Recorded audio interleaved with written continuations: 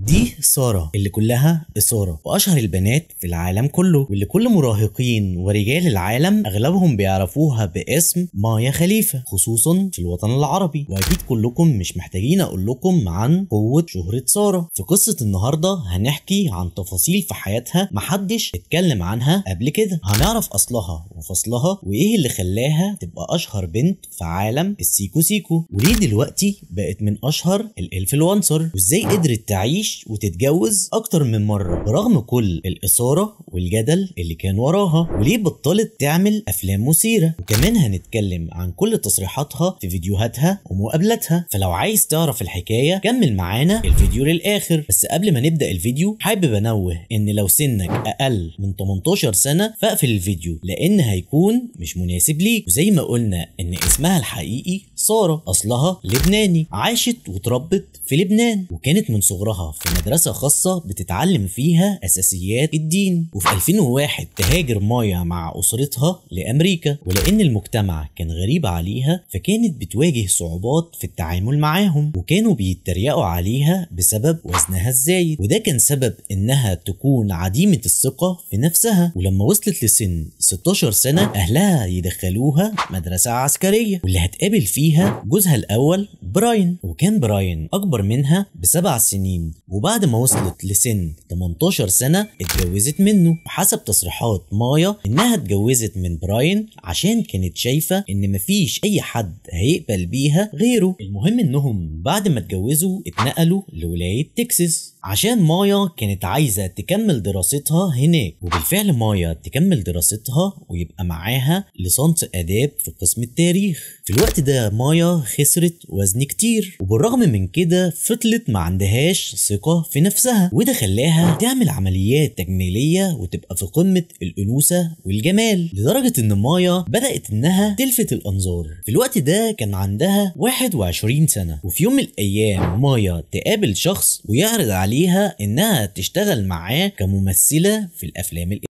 فتروح تاخد رأي جوزها براين فيشجعها انها تشتغل في المجال، وتعمل مايا اول فيلم مثير ليها واللي انتشر انتشار كبير في الوطن العربي. وكان عندها خوف انها تصور الفيلم ده وتنشره، لانها كانت متأكدة انه هيغضب الوطن العربي بسبب ان الشركة المنتجة صمموا انها تصور الفيلم بالحجاب. بس مايا صرحت لما دخلت المجال ان ما كانش هدفها انها تعمل فلوس ولا شهرة، وانها دخلت المجال ده بناء على طلب براين جوزها عشان ترضيه. وقالت بعد كده ان براين جوزها استغلها وعمل من وراها فلوس كتير. بعدها مايا تشتهر وتنتشر انتشار كبير، وتتهافت عليها شركات كتير في نفس المجال، وتوقع معاهم عقود لافلام تانية. وقالت انها بعدها قررت انها تسيب المجال وتشتغل في اي شغل، ولكن اي مكان كانت بتحاول انها تشتغل فيه اصحاب العمل كانوا بيرفضوا انهم يشغلوها، وكل ده بسبب الافلام اللي هي كانت بتعملها. فحست مايا انها اتزنقت في المجال وان مفيش اي طريقة تانية تقدر انها تكون بيها مستقبل وفلوس. في الوقت ده قررت مايا انها تستغل شعبيتها وتدخل في عالم السوشيال ميديا، واللي قدرت انها تنجح فيها وتعمل فيها شعبية وشهرة اكتر، وكان الهدف انها تكون مستقبل وتعمل فلوس منها. بس وجود مايا في السوشيال ميديا اثار غضب شركات الانتاج اللي كانت بتشتغل معاها،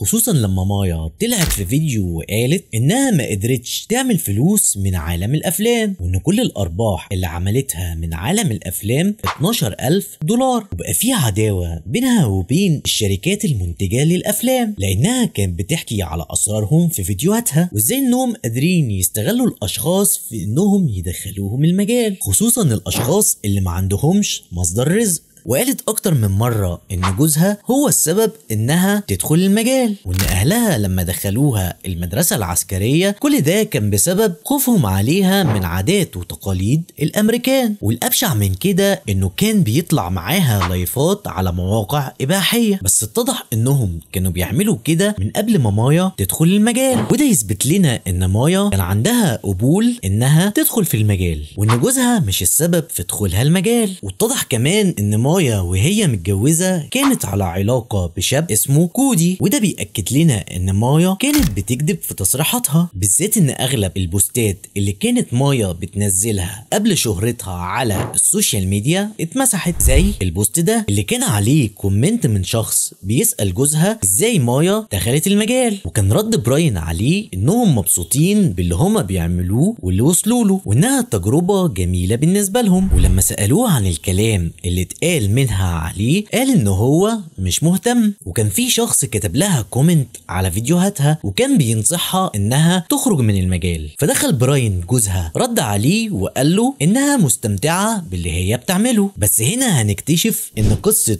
وزنها الزايد كانت كدبة، وكل ده عشان تكسب تعاطف الناس. وكمان مايا طلعت انها كانت بتشتغل ريكلام في احدى الاماكن، وده كمان بيأكد لنا ان مايا دخلت المجال بمزاجها. ده غير كمان ان في صور ليها مع صاحب المكان. وفي 2013 مايا تروح ميامي عشان تعيش فيها. في الوقت ده كان بعد ما اتخرجت مايا من الجامعة، ولكن جامعة تكساس اللي مايا المفروض اتخرجت منها قالت عن مايا تصريح خطير ان مايا اساسا ما دخلتش عندهم ولا درست في الجامعة، وطلع ان مايا نقلت في ميامي عشان تعمل عمليات تجميلية، وكل ده عشان شكلها يبقى مناسب للافلام الاباحية. واتضح كمان ان براين كان مدير اعمالها وكان هو اللي بيتعاقد مع الشركات. ولكن عزيزي المشاهد قصة مايا ما انتهتش لحد كده، ده لسه في اسرار تانية كتير. لو حابين ان احنا نتكلم عنها قولوا لي في الكومنتات. ما تنسوش تدخلوا تتفرجوا على باقي القصص اللي في القناة وتحكوا لنا وتقولوا لنا رأيكم ايه وحابين تتفرجوا على ايه. اشوفكم الحلقة الجاية.